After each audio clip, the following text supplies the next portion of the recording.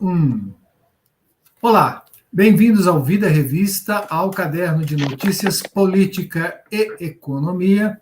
Hoje, 12 de novembro de 2021. Aqui comigo, como sempre, o jornalista Felipe Lima. Olá, pessoal. Olá, Sérgio. Tudo em ordem? Tudo em ordem. Não podia estar melhor. Que bom. E vamos lá, como sempre. Eu prometo que pelo menos no ano que vem a gente já vai ter uma vinheta nova, porque eu não aguento mais essa vinheta, mas vamos a ela, porque ela é indefectível, né?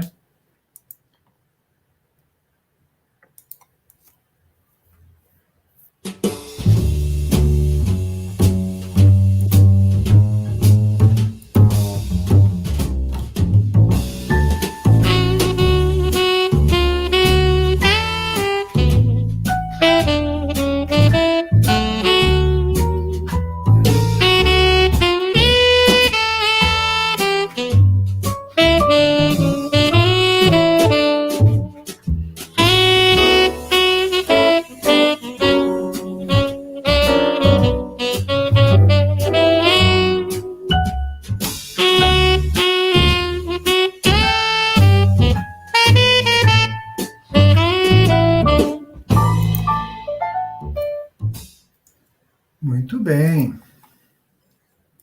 E lá se foi a vinheta. Assim, então vamos primeiro às fotos da semana. Eu vou começar com esse aqui, que é uma boa notícia, né? Principalmente se nós formos pensar que estamos assim naquele processo de saída da pandemia, né? Que é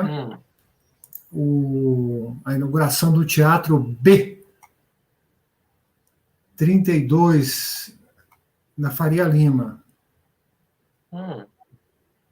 Parece um espaço interessante, né? Pois é. E dizem que vai ter uma programação eclética e muita coisa gratuita. Embora a Faria Lima não é exatamente um lugar onde pessoas que gostariam de aproveitar essa gratuidade costumem ir, né? Mas é frequentado com quem precisa de coisas gratuitas. Mas a gente pode, né, pegar um Uber e ir até lá, né? Sim. Eu preciso até ver se não tem estação de metrô próxima, porque, olha, eu fiz, né, os meus 65 e usar esse direito. Voltei a ter meus direitos, que foram surrupiados no ano, né, no ano passado, foram surrupiados de forma indecente, né? Agora voltei a ter meu passe de ônibus, metrô e também a minha entrada, né? Que queriam acabar com a minha entrada. Automaticamente já sai? Ou você... Não, com o uso da carteira de identidade, no minuto seguinte que você passou do dia, né, do seu aniversário, você já pode usar. Mas eu digo no ônibus, não precisa tirar o cartão e tal? Não, é bom, porque eu não gosto de ficar naquela dependência de ter que pedir para o motorista, de parar, abrir a porta da frente para eu descer, aquelas coisas, né?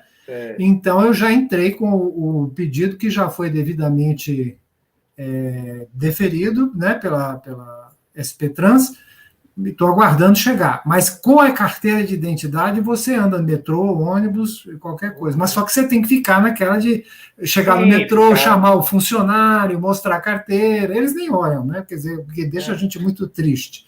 Mas, porque tá com um cara que tem mesmo a idade, né? Que se fez questão, a gente já fica satisfeito. Então, e no ônibus a mesma coisa, você entra pela porta da frente, naturalmente, e desce pela porta da frente, mas também os motoristas não costumam encher o saco. Mas fica aquela coisa, você tem que pedir, né? Ou então aproveitar que alguém vai descer, né? Aquela coisa. Eu acho meio constrangedor. Eu gostava bastante do cartão, porque você passa, senta lá, desce com qualquer um, ninguém tem nada a ver com a sua vida, né? Então, eu estou aguardando, vai chegar. Muito bem. A outra coisa que nós temos aqui é essa reportagem que eu vi na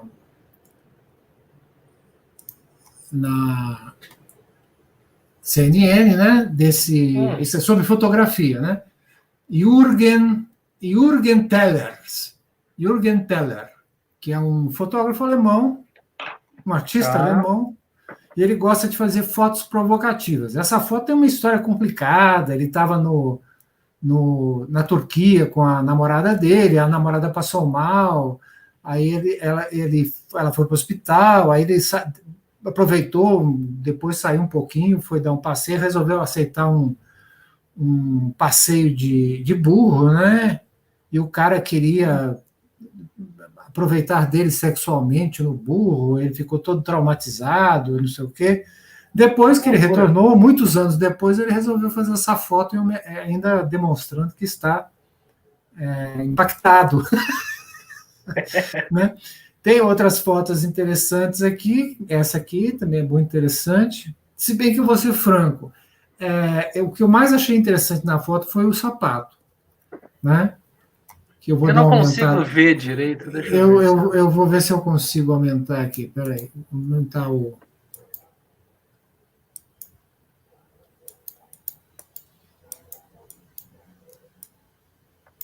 Opa! Que ele é um salto alto, mas ele não tem aquele apoio no final como todos. Ele tem um prolongamento. O salto está para frente, bem maluco isso. Eu achei essa foto eu achei mais interessante o coisa. Tem essa foto aqui também, que né, deixa eu agora diminuir um pouco, que está muito grande.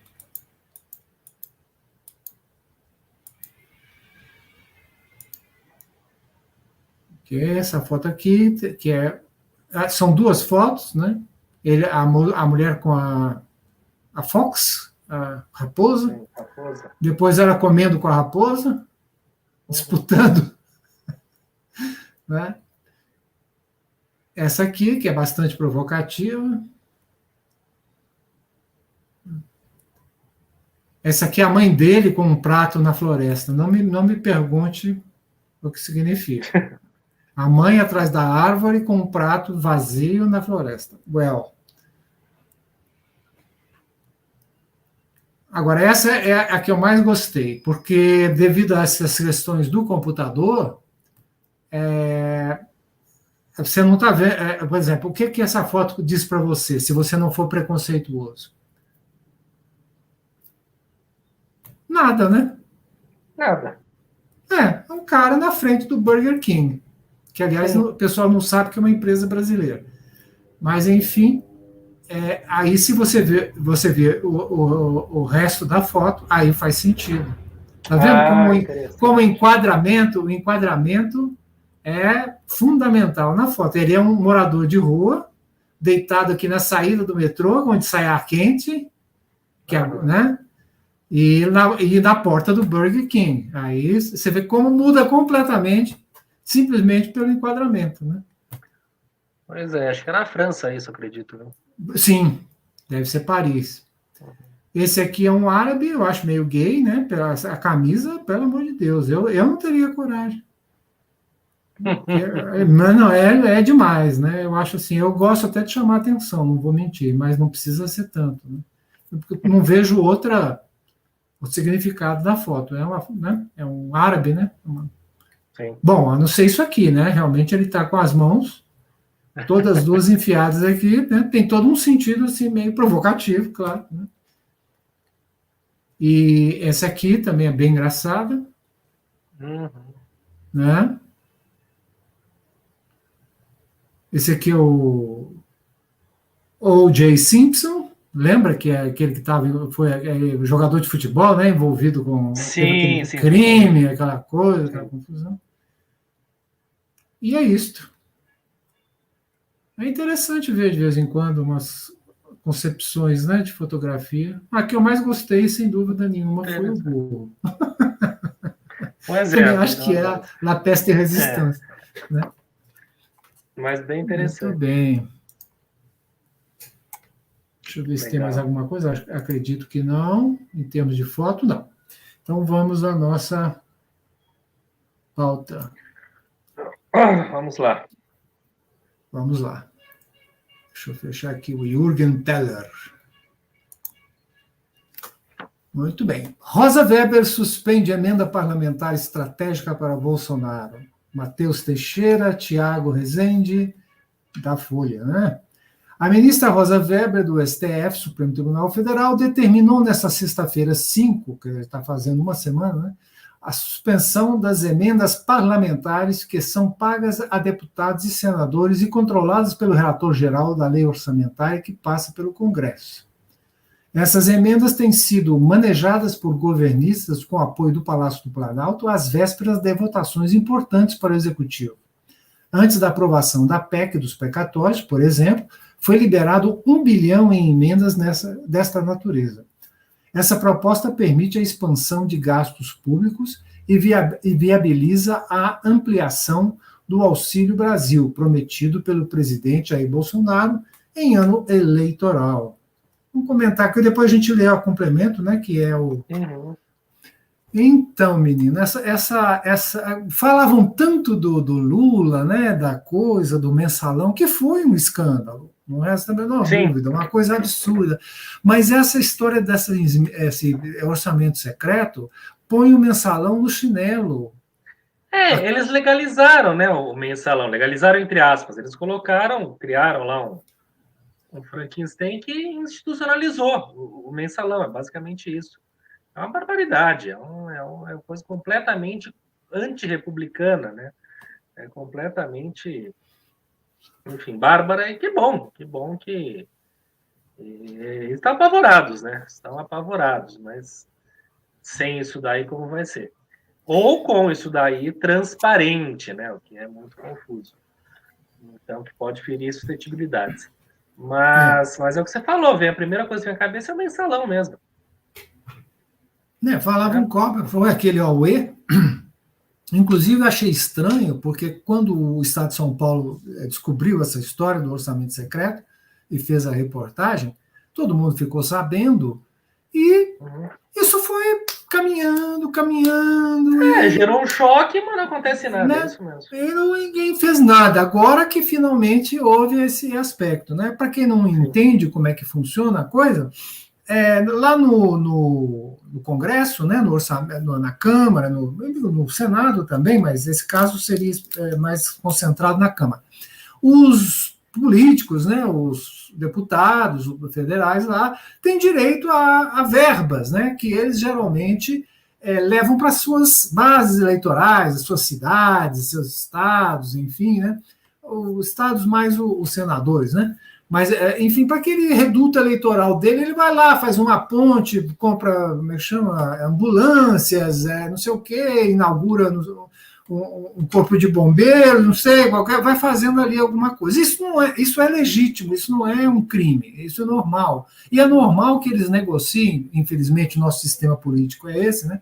É normal que eles negociem com o executivo a liberação dessas verbas para poderem fazer esses atendimentos na base eleitoral para que eles depois cheguem lá, façam as inaugurações, barará, e mantenham o seu eleitorado. Até aí, tudo bem.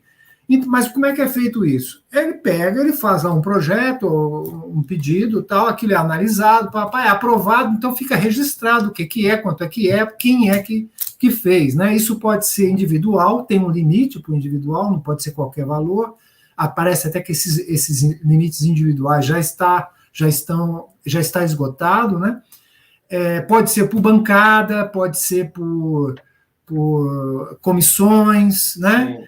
Mas você sabe quanto para que quem é que foi que fez o projeto e que recebeu esse dinheiro para poder usar lá na sua base eleitoral. Agora, isso sempre foi assim.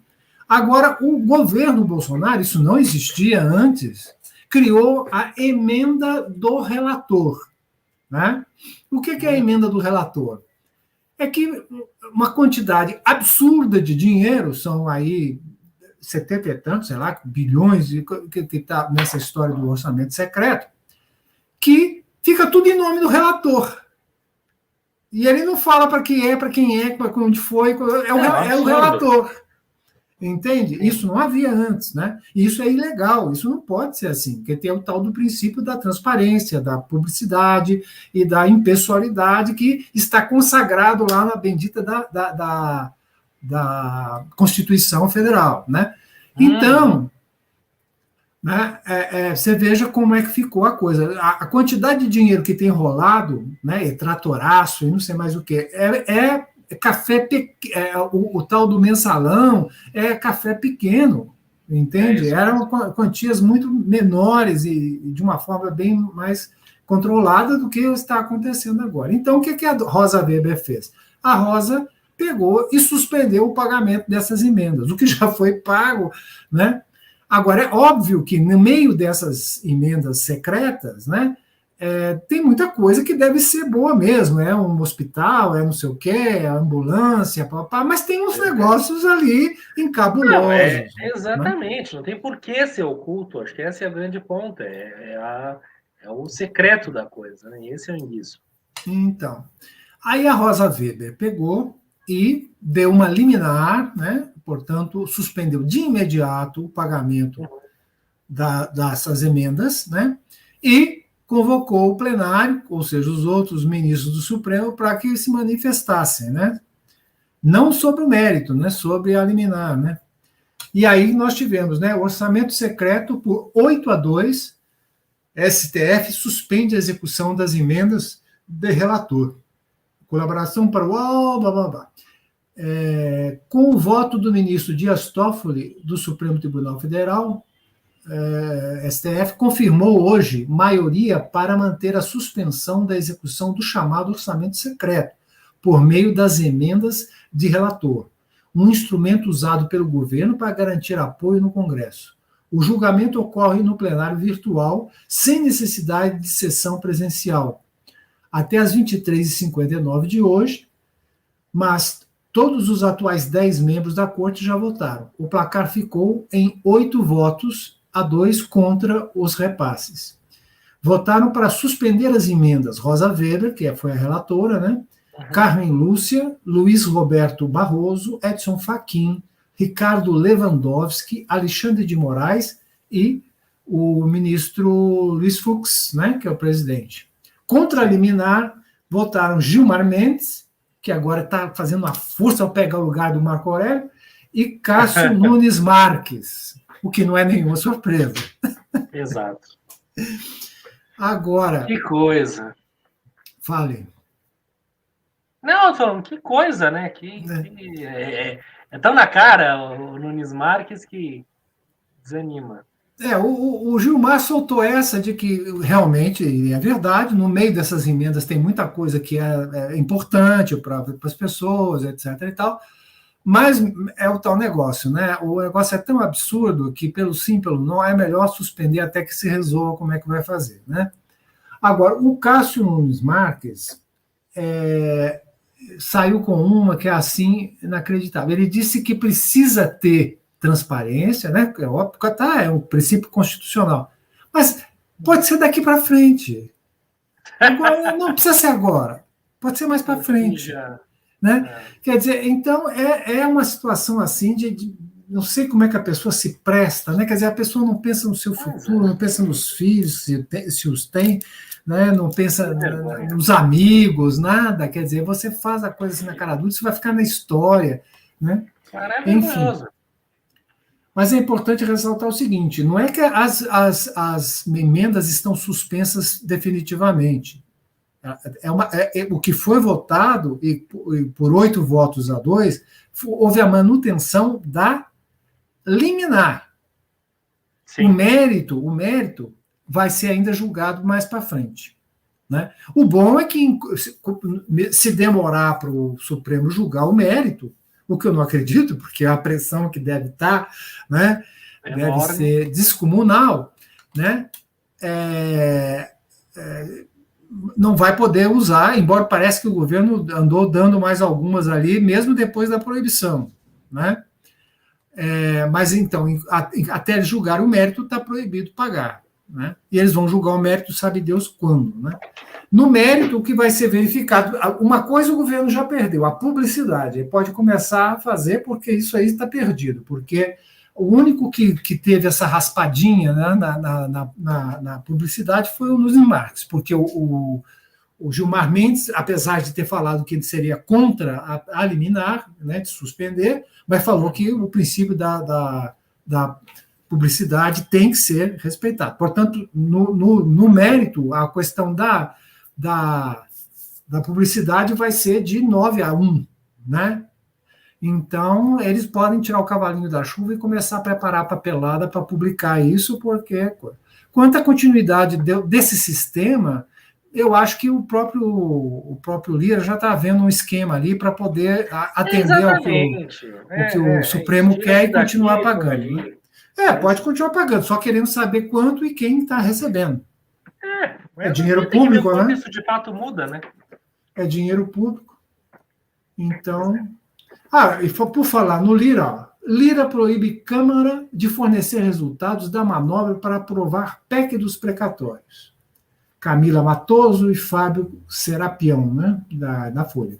A Câmara dos Deputados está mantendo sob sigilo, só falta decretar por 100 anos, o nome dos parlamentares que só votaram na PEC, proposta emenda à Constituição dos precatórios, graças a uma manobra patrocinada por Arthur Lira, do PP de Alagoas, presidente da Casa, para elevar as chances da aprovação da medida.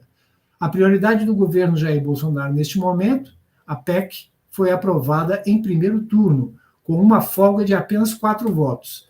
Na madrugada da quinta-feira 4, a manobra de Lira permitiu que deputados em viagem de missão oficial pudessem votar sem registrar presença no sistema de identificação biométrica do plenário.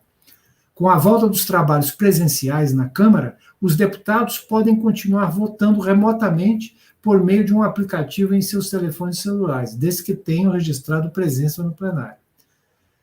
Temendo uma derrota, porém, a mesa da Câmara baixou o ato, flexibilizando a regra, horas antes da votação do projeto. A PEC permite que a expansão dos gastos públicos, driblando o teto de gastos, e viabiliza a ampliação do Auxílio Brasil, aposta de Bolsonaro para alavancar sua popularidade no ano eleitoral.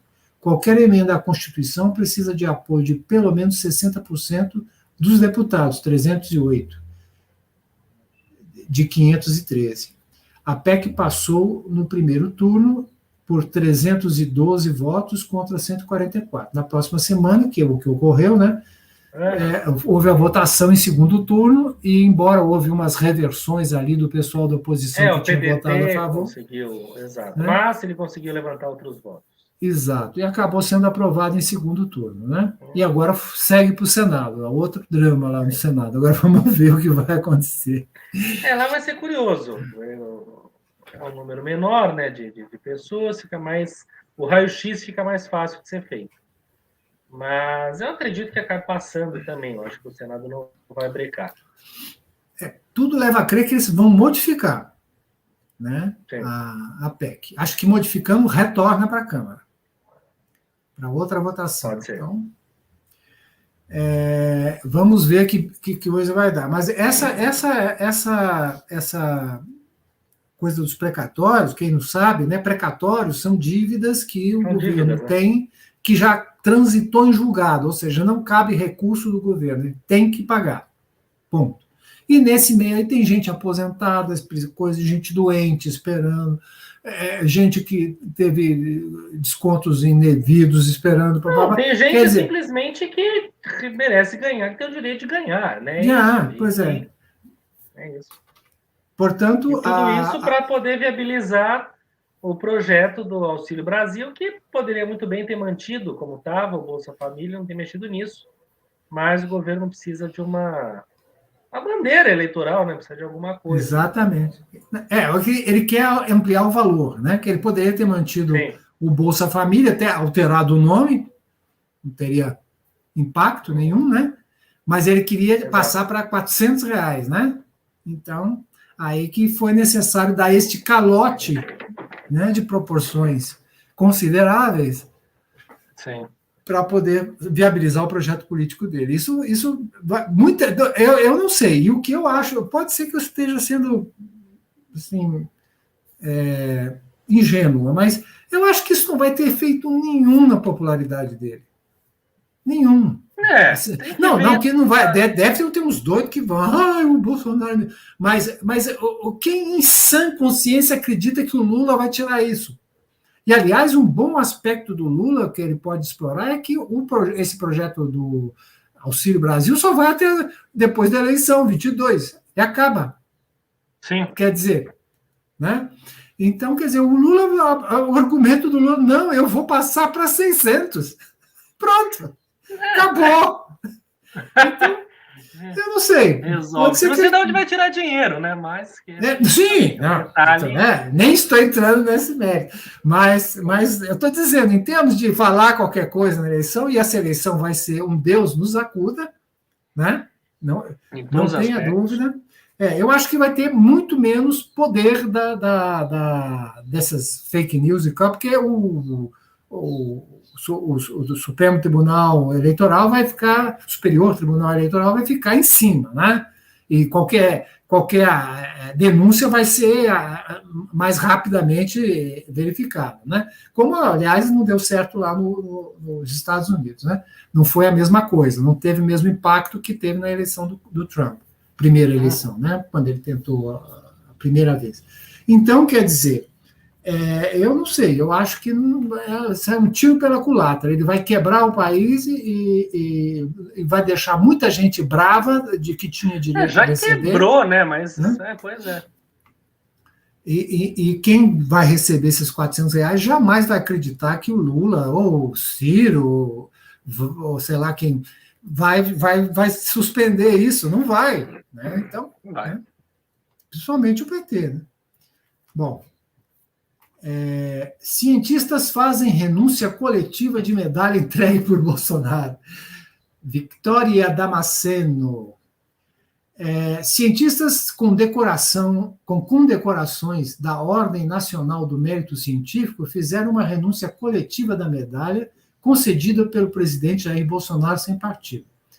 O gesto foi motivado pela exclusão de 2 cientistas da lista de agraciados, que haviam sido alvos de apoiadores do governo Bolsonaro, do governo federal. Mais de 20 cientistas assinaram a carta de apoio a Marcos Vinícius Guimarães Lacerda, pesquisador da Fiocruz, e Adele Schwartz Berzaken, diretora da Fiocruz Amazônia. Nesta sexta-feira, 5, em decreto publicado em edição extra do Diário Oficial da União, Bolsonaro anulou a admissão dos pesquisadores da classe de comendador por conhecimento sobre ciências da saúde. Os cientistas assinaram um documento afirmando estar honrados com a possibilidade de serem agraciados com um dos maiores reconhecimentos que um cientista pode receber no Brasil. Pois é, só que aí, como os dois tinham feito declarações contrárias à cloroquina, sim. o brilhante presidente resolveu retirar a comenda deles. E aí os outros pegaram e renunciaram coletivamente. Né? Um vexame assim. Né? Sempre bom lembrar que, embora não seja uma exclusividade do Bolsonaro, ele também se agraciou. Né? Sim, tem aqui, né? Receber do Brasil. Mas salientam que a homenagem é oferecida por um governo que não apenas ignora a ciência, mas ativamente boicota as recomendações da epidemiologia e da área de saúde coletiva. Enquanto cientistas, abre aspas para eles, né, da declaração, não compactuamos com a forma pela qual o negacionismo em geral, as perseguições a colegas cientistas e os recentes cortes nos orçamentos federais para a ciência e tecnologia têm sido utilizados como ferramentas para fazer retroceder os importantes progressos alcançados pela comunidade científica brasileira nas últimas décadas. Fecha aspas, declararam, né? Então, foi isso. Foi um vexame.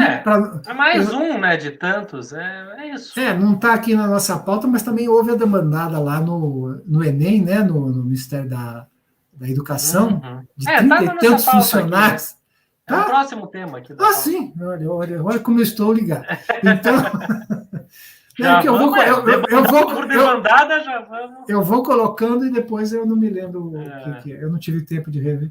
Bom, mais de 33 servidores do INEP pedem demissão. 29 são ligados ao Enem. Mais de 33 servidores do INEP, Instituto Nacional de Estudos e Pesquisas Educacionais Anísio Teixeira, pediram exoneração de seus cargos hoje, 8. Desses 29 trabalham em áreas ligadas ao Enem, Exame Nacional de Ensino Médio, que acontece no fim de novembro. E 22 são coordenadores. Os pedidos de demissão acontecem de forma coletiva e, segundo o UOL apurou, como uma medida para pressionar a saída do atual presidente do órgão, Danilo Dupas. O INEP é ligado ao MEC, Ministério da Educação, e é responsável pelo Enem e por outros estudos e avaliações da educação.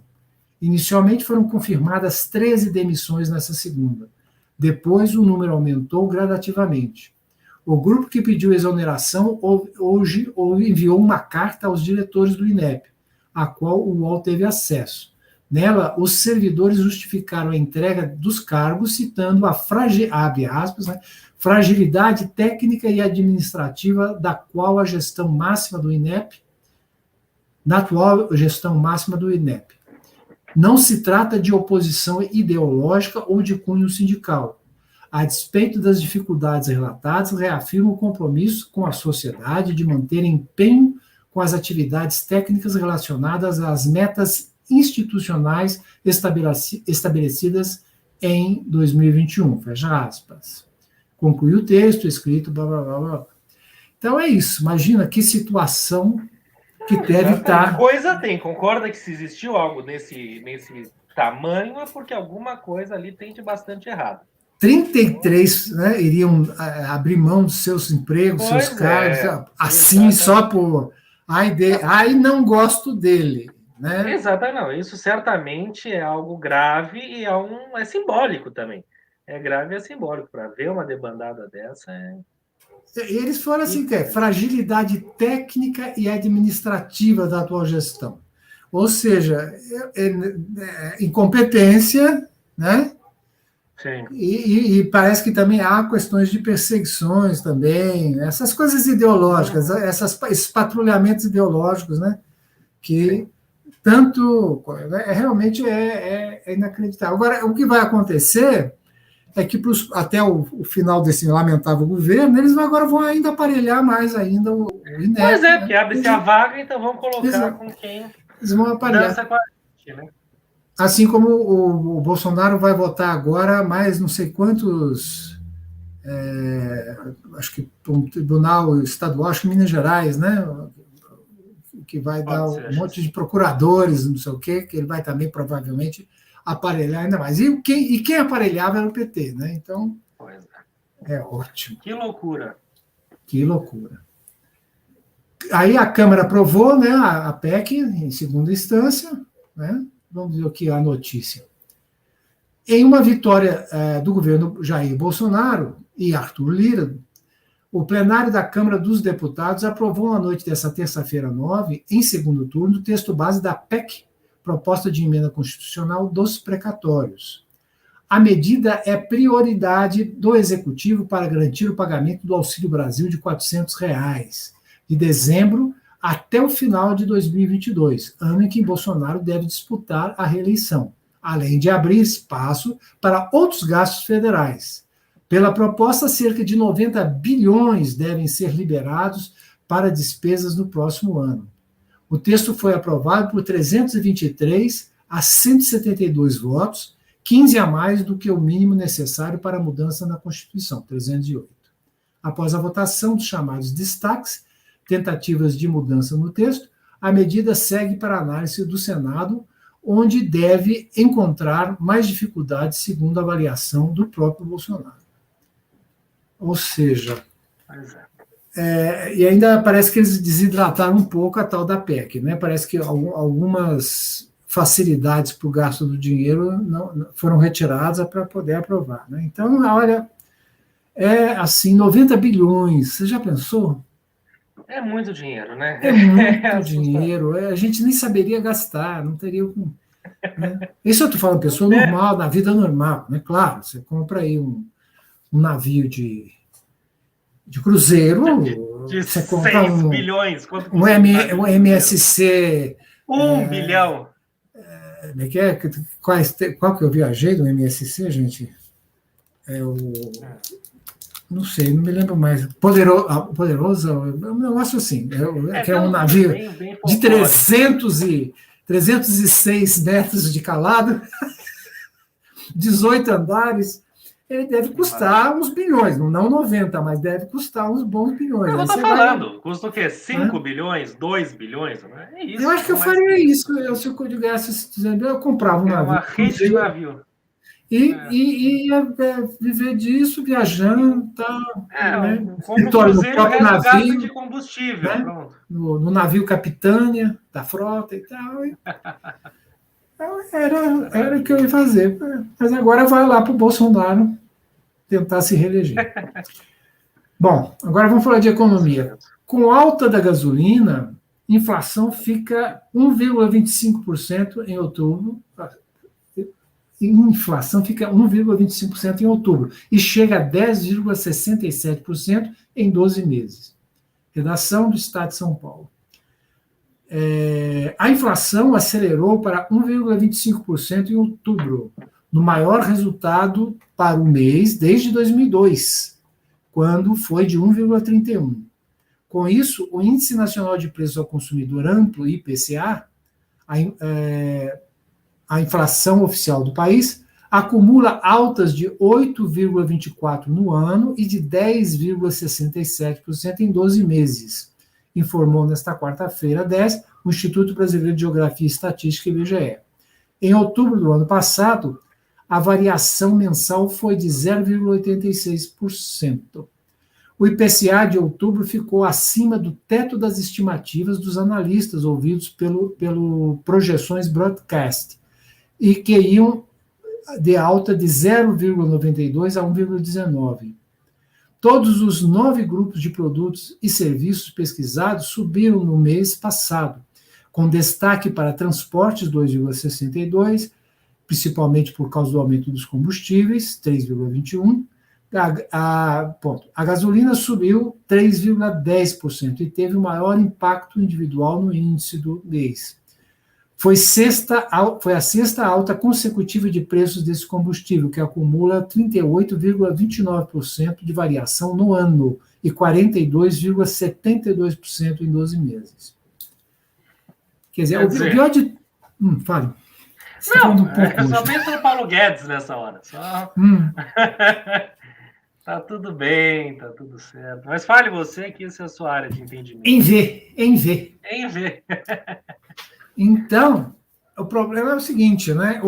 Esse índice, você fala assim, teve 10,67% em 12 meses. Mas isso é um cálculo referencial, né? Vai ver os produtos que você compra, se eles aumentaram só 10,69%. Não. É que ninguém faz esse estudo, né? De pegar 10 meses, anotar. É um exercício a se fazer. Anote. Exato.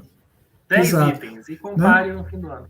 Agora, o que é que nós estamos vendo? O Itaú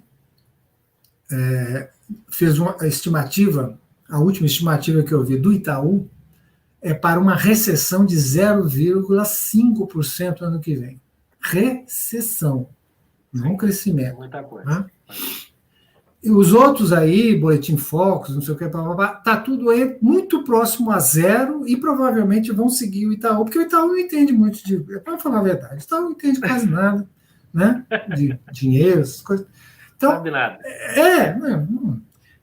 Palpita. Então, o que nós estamos caminhando com esse negócio da inflação, com esse aumento, é para o que se chama de estagflação, ou seja, recessão com inflação alta. Né? E nesse cenário, a atuação do Banco Central, que não tem outra coisa para fazer a não ser subir juros, pouco afeta o aumento da inflação e muito afeta o crescimento. Né? Então, O ano que vem, eu não sei se o Bolsonaro está pensando que vai se reeleger por causa de R$ 400 do Auxílio Brasil, ex-Bolsa Família, ele pode tirar o famoso, já que nós falamos aqui do jegue, né, do burro lá, pode tirar o jegue dele da chuva, porque com um clima desse, econômico, que nós vamos ter ano que vem, mas nem. Porque nada afeta...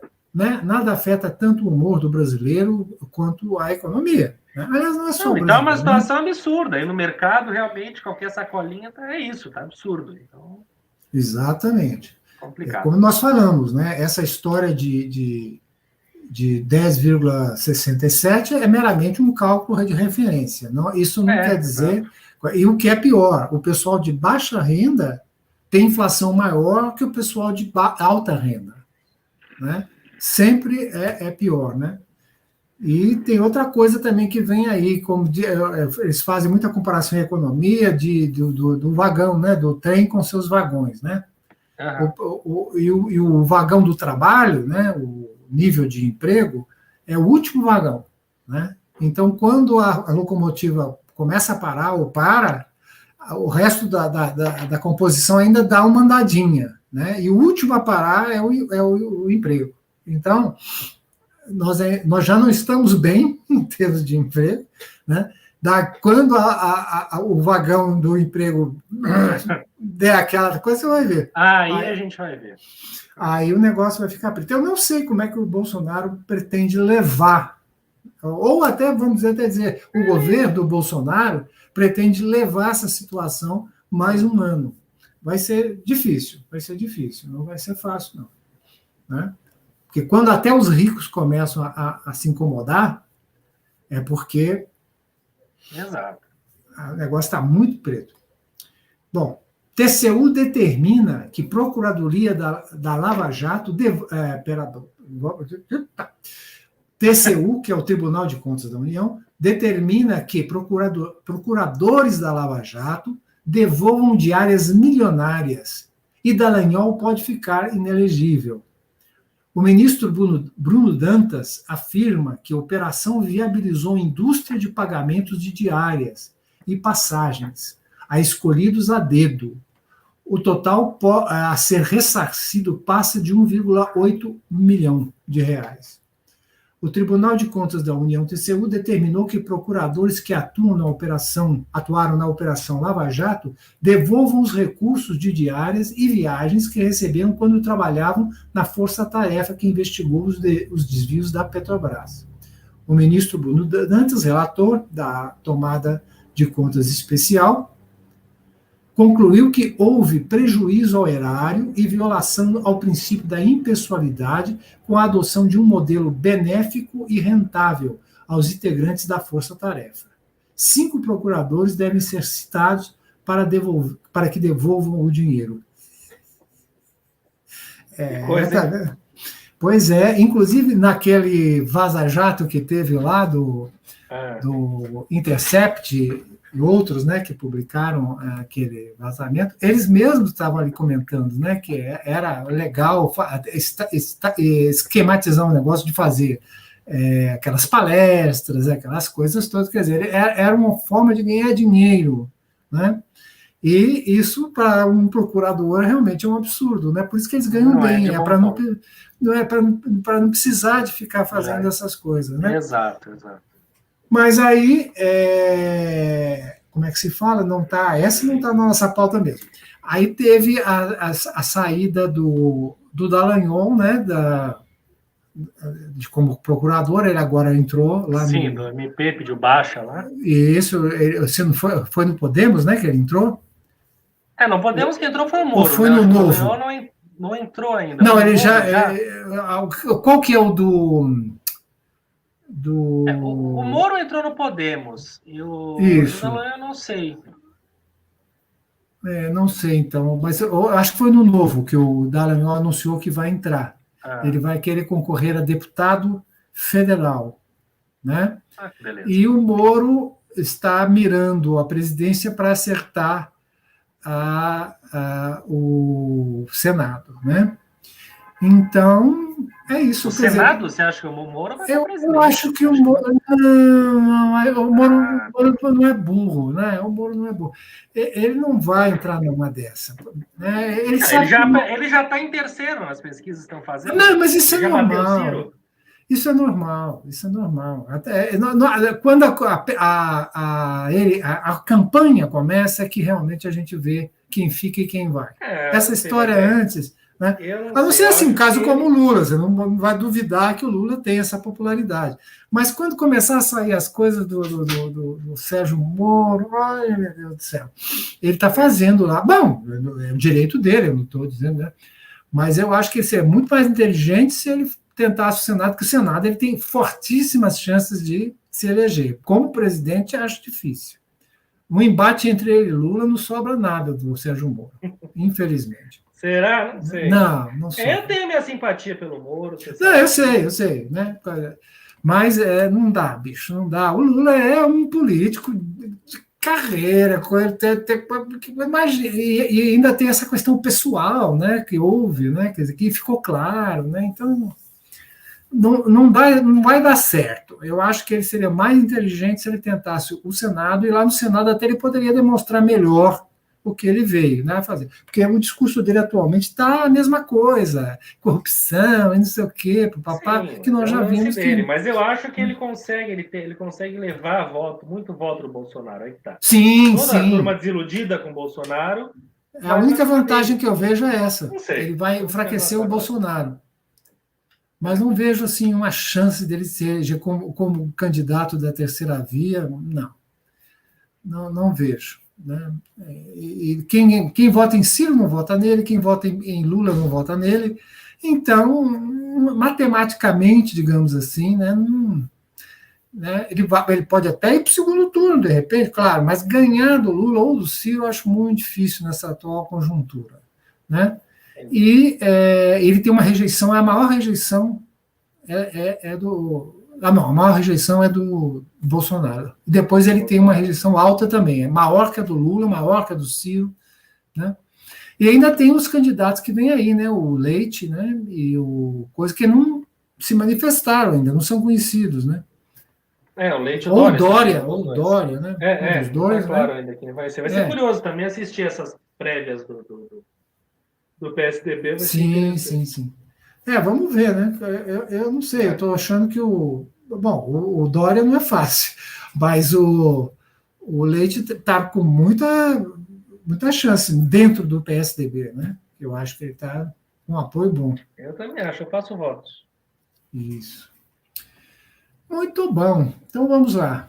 PMs derrubam e imobilizam mulher com bebê no colo em Itabira, Minas Gerais. Cristiana Camargo, deve ser da Folha, ou do UOL, que é a mesma coisa.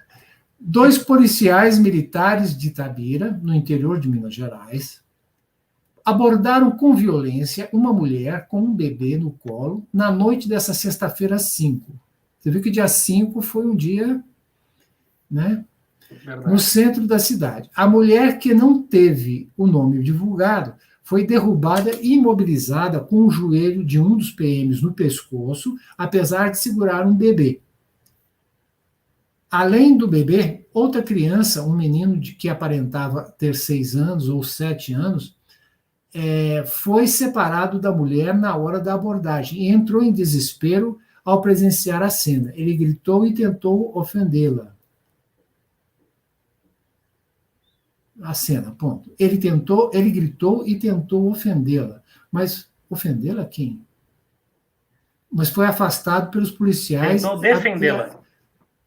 Defendê-la? Tá certo. Olha só. Tentou defendê-la, mas foi afastado pelos policiais e acolhido por testemunhas. Várias pessoas que estavam nas proximidades tentaram interferir e uma delas pegou o bebê para protegê-lo, quando a mulher já estava deitada no chão com o joelho do policial em seu pescoço. Após ser algemada, ela foi levada pelos policiais por uma viatura. Entre as pessoas que se manifestaram após os vídeos circularem nas redes sociais está o prefeito de Itabira, Marco Antônio Lage, do PSB. Abre aspas para o prefeito. Com a responsabilidade de prefeito, manifesto minha repulsa diante das imagens de uma abordagem policial ocorrida no início da noite em Itabira, disse. As lamentáveis cenas precisam ser apuradas com rigidez e rigor. Este não é um procedimento padrão de nossas escolas militares e do Comando Geral da Corporação. Em nota, a Polícia Militar de Minas Gerais informou que prendeu um casal no início da noite de sexta-feira por porte ilegal de arma, de fogo e munições. Durante a abordagem, foram apreendidas 4 munições calibre 32 com o homem. Para impedir a apreensão da arma de fogo que estava consigo, a mulher se agarrou a uma criança, usando-a como escudo humano e se recusando a largá-la, diz a nota. Ok. Então, nós temos aqui a cena, vamos ver. Depois a gente comenta.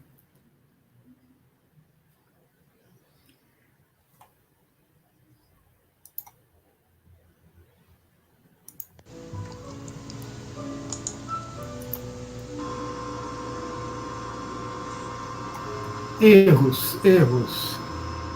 Que diacho é isso? Deixa eu tirar o áudio. Essa nossa produção, eu vou te contar, viu?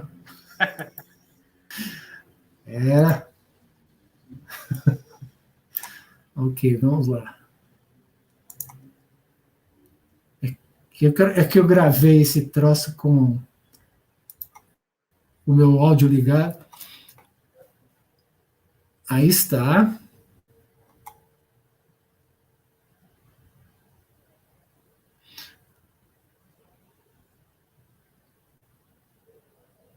Acho engraçado o menino começa a chutar o policial. Pois é.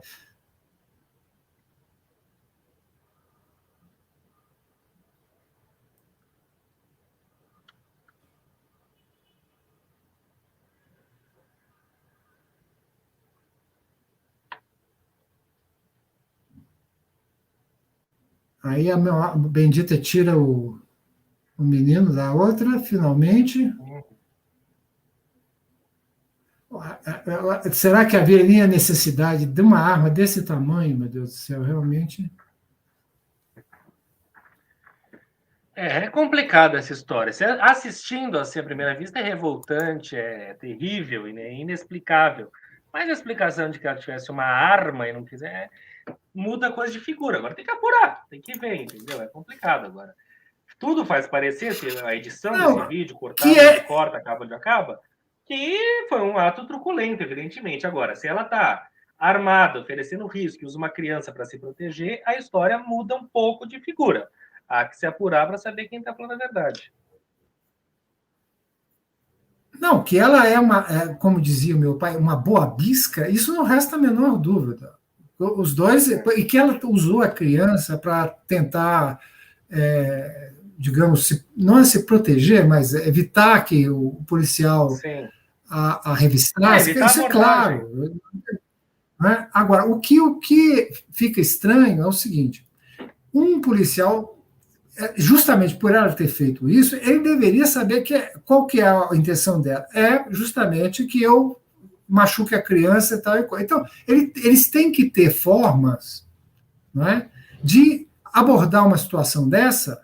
Sim, por mais delicada que seja. Né? Exatamente. Que ela estava errada, isso não resta dúvida, que os dois, embora devemos fazer aqui um parênteses de que o presidente da República é o primeiro a incentivar armas de fogo, né? Sim. Mas tudo bem, estão com posse ilegal, né? Ok, mas quem é que estimula o uso de armas de fogo? E quem é o presidente e sua gangue, né? E sua gangue, onde vão parar as armas de fogo, geralmente? Com quem não deve. Bom, mas o fato é que realmente a polícia usou de uma forma errada. Primeiro, essa história de pescoço. Como chama? Joelho no pescoço. Joelho no pescoço já deu o que falar, né? Pelo amor de Deus, será possível, né? Não dá. Esse negócio também de mata-leão e não sei o quê, enforca-leão, também vamos e venhamos. E, por fim, tinha que ter uma forma, um que segurasse, o outro arrancasse a criança dela, mas não derrubar, porque a criança foi ao chão, ela caiu sobre a criança. Então, quer dizer, é a técnica que se discute, não está se dizendo que a polícia está errada, né? Embora eu acho também que aquela arma que o outro foi buscar, uma escopeta desse tamanho, também não haveria necessidade ali, que eram populares, só preocupados, não haveria necessidade de vir com aquele troço daquele tamanho. O que ele ia fazer? Ele ia atirar ali no meio daquela população? Quer dizer, não é falta de treinamento, é treinamento errado, né? Como eu já falei, acabando esse governo infeliz, uma das coisas que vai vir à baila é a discussão da polícia militar. Né? A substituição da polícia militar por uma polícia civil e municipalizada, como é em outros países civilizados. Que essa história de polícia militar já deu o que tinha que dar. Foi uma polícia criada para reprimir o povo na época da repressão, na época da ditadura. E não mudou sua filosofia, infelizmente. Eu até gostaria que tivesse mudado. Não haveria problemas se fosse uma polícia. Mas eles têm esse espírito, infelizmente, que vem desde priscas eras. Né? Então, isso precisa ser analisado. E não é a primeira vez, né, que ocorre coisas desse tipo. Né? Então, realmente, o erro está não no fato de terem abordado os criminosos, não. Né? Ou pelo menos os suspeitos de criminosos, mas na forma com que abordaram, na falta de treinamento. Né? O treinamento a chave de tudo é falta de treinamento, tanto psicológico quanto operacional. Falta de treinamento, é isso. Diversas ações, o que fica claro é a gente despreparada. Então, eu entendo o que você fala, se baseando talvez em exemplos no exterior, na Europa, de uma polícia, né, civil, menos militarizada e tal, mas eu acho inviável pensar em aplicar aqui essa transição aqui.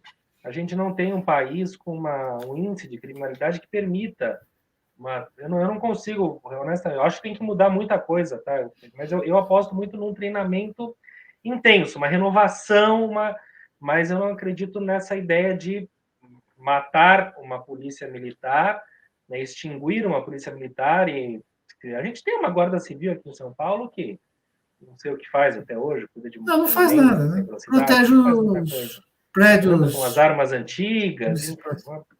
Então não dá. Eu acho que é isso. A gente, né, é um mal necessário a polícia militar. Por isso eu acho que ela tem que ser treinada, renovada, mudar a base, mudar a mentalidade, mas que ainda siga atuante da maneira que né, vigiando, patrulhando.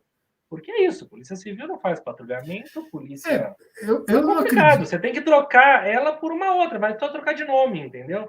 Porque a gente precisa disso. No nosso país, com nossos índices, precisa de patrulhamento, de vigilância. Não é uma coisa de ocasião, né? Que você, uma polícia passiva, digamos assim, você torna uma polícia ativa. Uma polícia, infelizmente, é isso. A gente precisa... óbvio que eu falar isso é uma coisa e um negro de periferia, para ele, tem medo da polícia. Eu me sinto seguro do lado da polícia. Eu quero polícia em cada esquina, entendeu?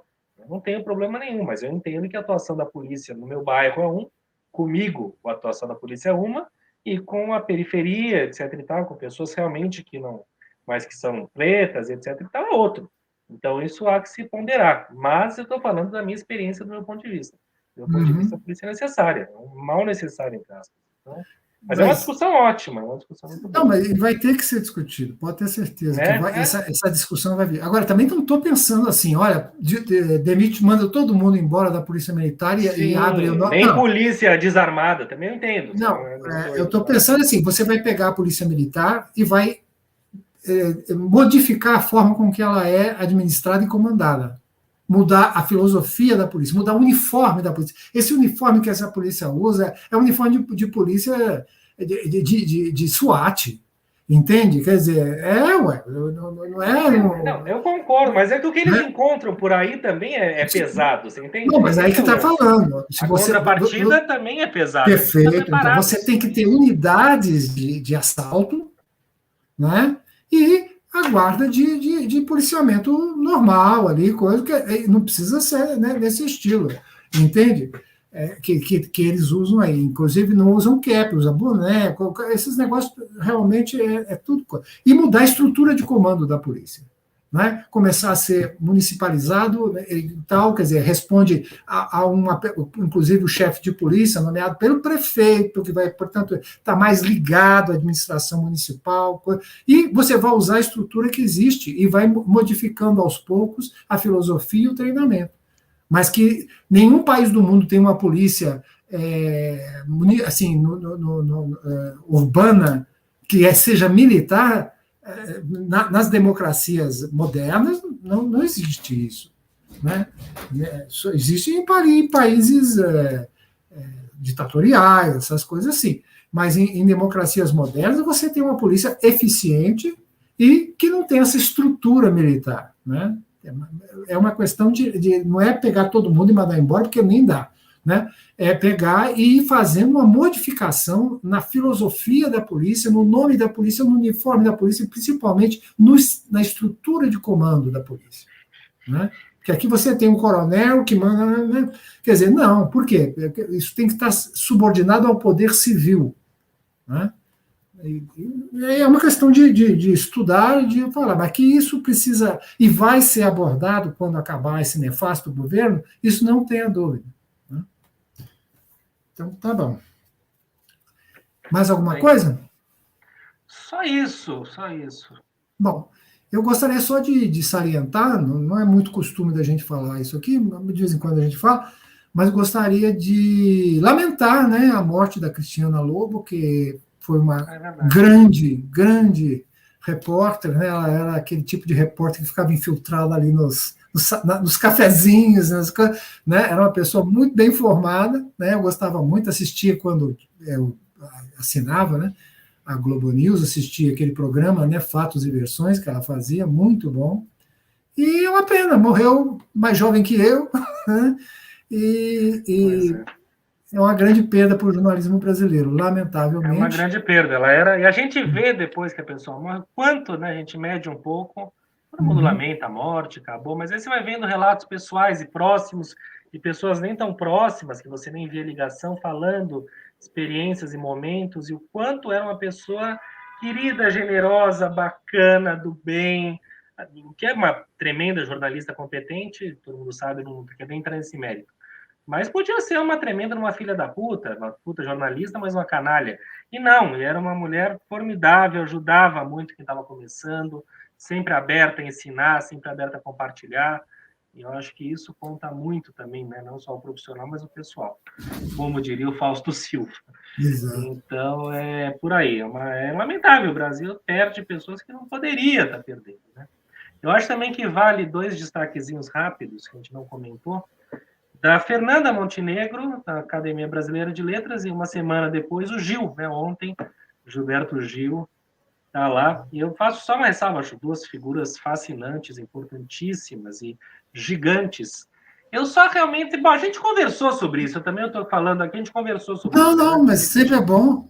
Mas é isso, eu ponho aquele ponto de que a Fernanda eu ainda tenho um pouco de resistência com ela lá, e você até falou que na academia já não representa mais essa questão ligada às letras. Mas já o Gil, eu acho que ele se enquadra naquela ideia do Bob Dylan, que ganhou o Nobel.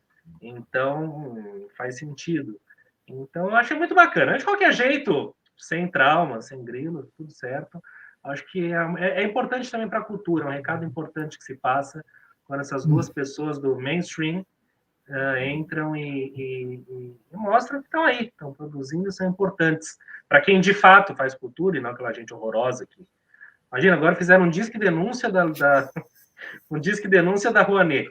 Para caso alguém veja comunismo na Rouanet, pode ligar. O interessante é que esse povo não sabe nem o que é comunismo, cara. Não sabe nada, mas não sabem nada. É impressionante, é muito triste. Eles xingam, assim, os bolsonaristas xingam as pessoas de comunistas, mas eles não sabem exatamente o que é isso. É como se fosse chamar miserável, sei lá, capeta. É uma coisa tipo... É ridículo, é um medo, aquela coisa que você volta aos anos 60 que comunista come criancinha, cara. Voltamos a isso, tipo, sério, Não, mas se ainda entendessem comunismo. o que é comunismo, Exato, que é uma o que é a merda, apropriação dos meios de produção, onde que isso aconteceu, ou se propõe isso acontecer no Brasil, nunca, entendeu? né? É uma merda, mas É. aí vira aquela coisa de chamar qualquer um que é contra. Bom, são os imbecis, não tem o que falar, não adianta de gastar tempo. É como eu sempre digo, não existe coisa pior que pobre de direita e rico de esquerda. É isso. Então tá bom. E ignorantes e cafonas de um modo geral também. Isso, pois é terrível. Maravilha. Ok, minha gente. Então, dá um pulinho nas playlists do canal, que tem vários assuntos, né? Se você não gosta de política, mas tem outros assuntos, tem arte, tem espiritualidade, né? Tem fotografia, tem a culinária que anda meio parada. Vai aqui o nosso recado para o Dulce e para o André, né? Para ver se eles estão ajeitados. E a gente volta com o nosso programa, o É para Provocar, na próxima semana. Ele sempre vai ao ar às 19 horas de sexta-feira. Obrigado e a gente volta na semana que vem. Tchau, gente. Até mais ver. Tchau, Sérgio. Até semana que vem.